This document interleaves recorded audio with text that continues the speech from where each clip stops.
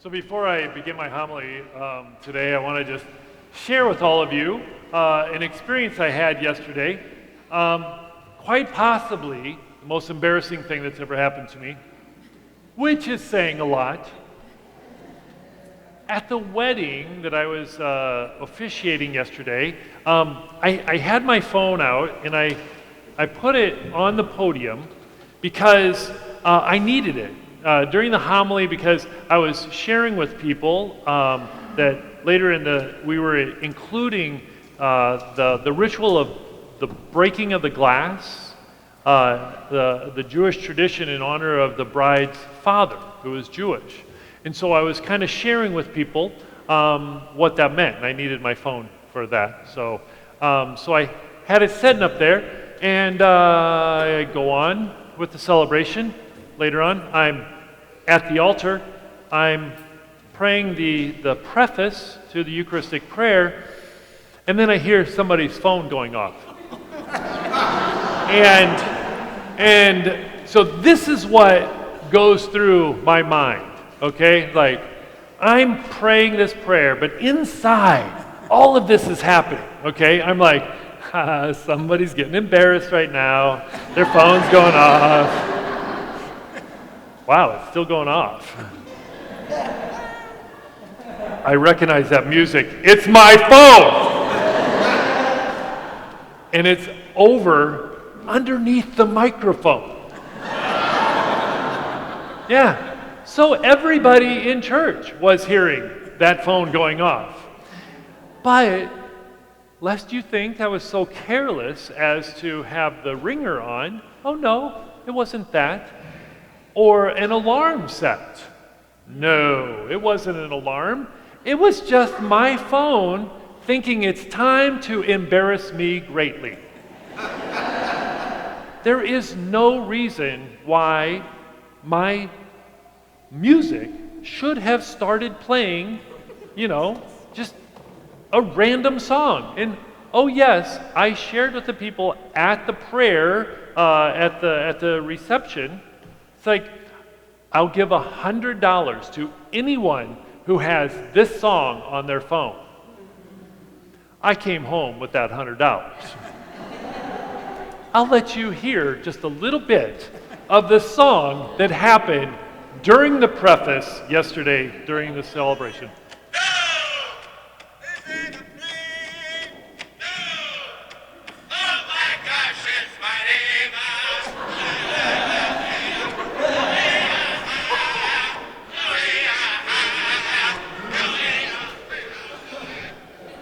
Yeah, so any of you have that song?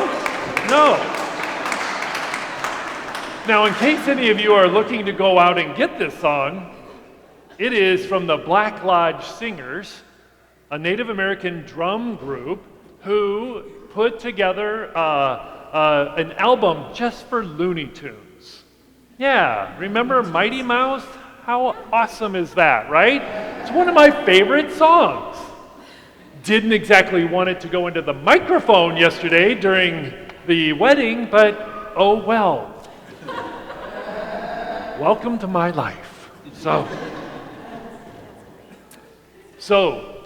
in some people, I announced at 8:15 this morning that they could actually watch me bilocate this morning because I am now being broadcast over the Mass for Shut-ins, along with being on our Facebook and YouTube site.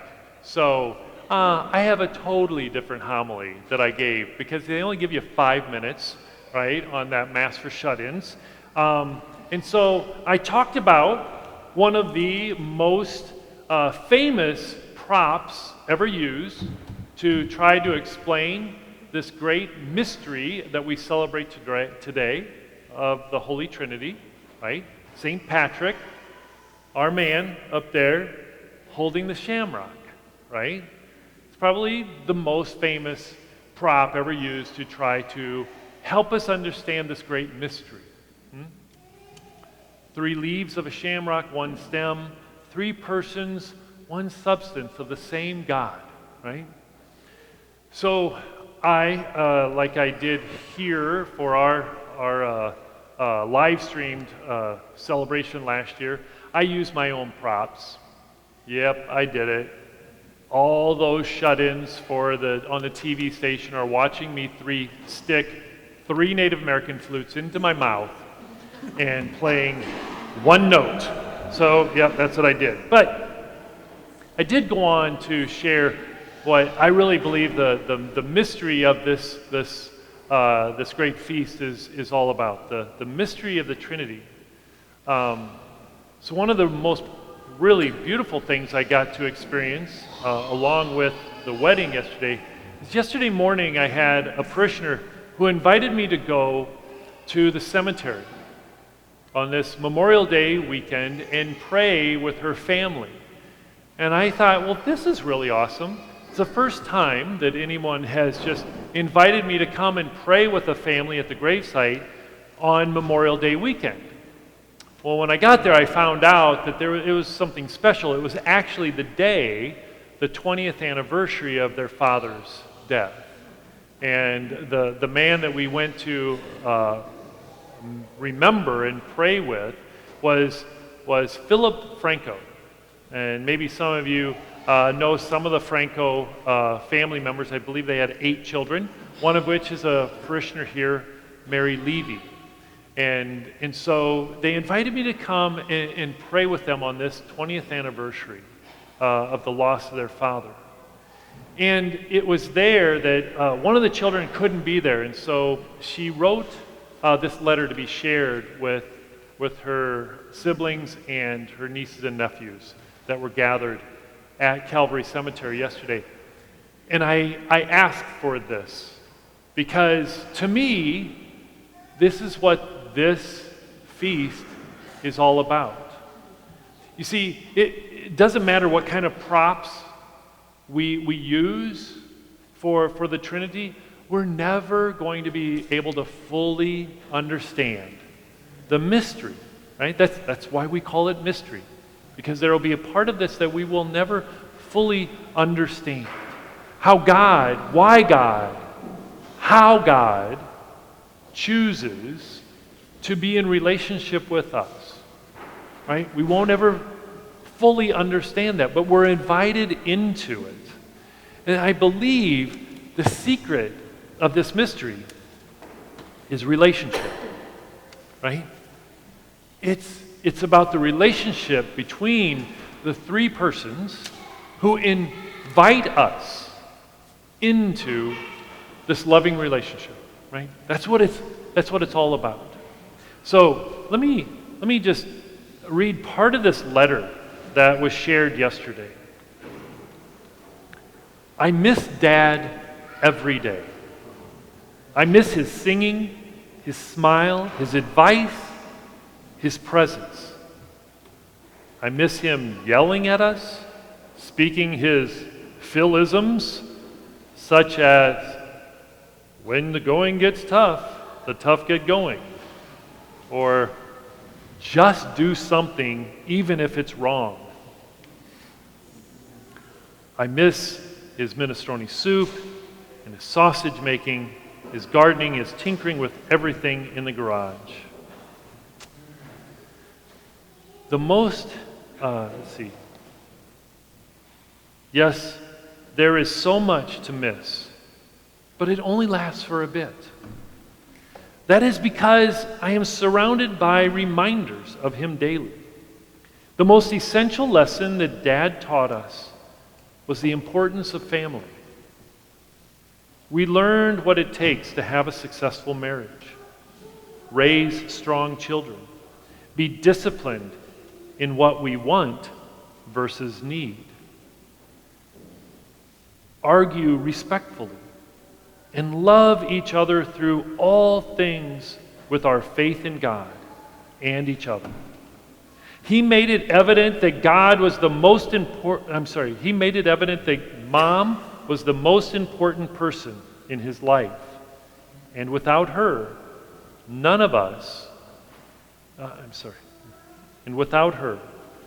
of who he was or who we are would have been possible.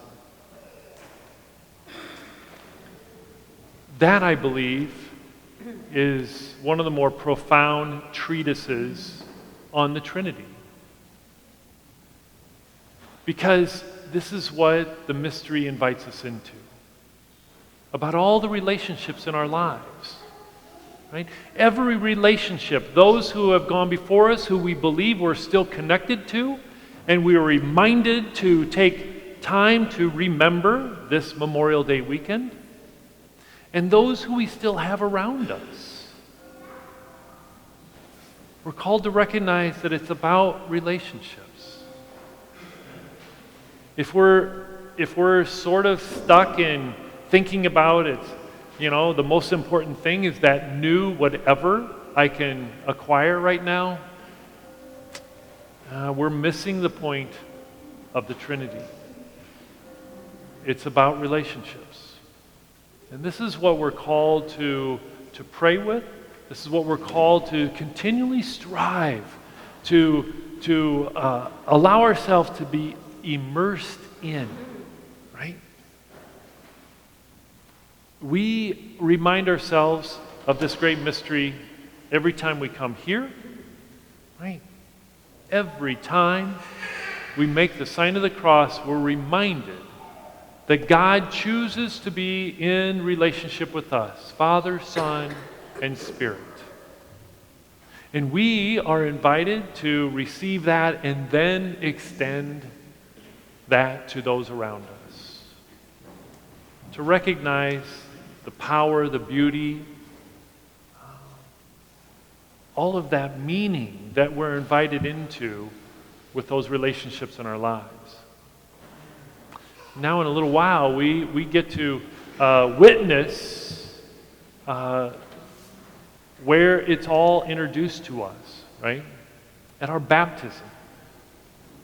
We were all baptized in the name of the Father and of the Son and of the Holy Spirit.